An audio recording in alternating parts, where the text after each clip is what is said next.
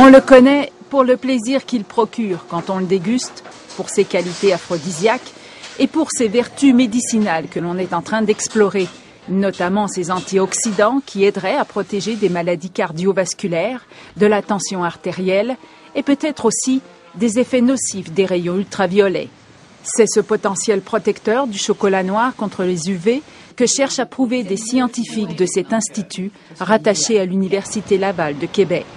L'objectif de notre étude est de vérifier si la consommation d'un chocolat riche en polyphénols, et les polyphénols étant des puissants antioxydants et des vasodilatateurs, est-ce que ces polyphénols pourraient réduire l'érythème produit par les ultraviolets?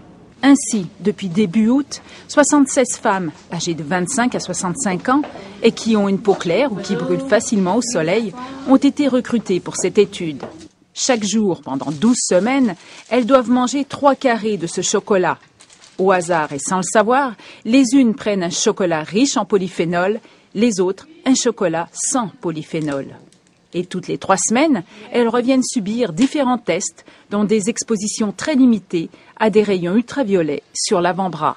Des petits coups de soleil, mais vraiment minimes, sur une surface équivalente d'une pièce de 25 sous. Et on va vérifier en fait la vitesse d'apparition de ce coup de soleil aux doses d'UV variables. Alors, le chocolat noir, un aliment santé?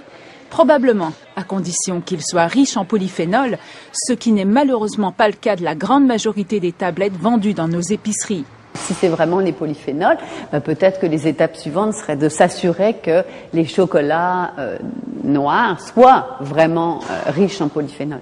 En attendant, rien ne vaut la crème solaire pour se protéger des rayons du soleil, mais rien n'empêche de se faire plaisir en croquant dans du chocolat.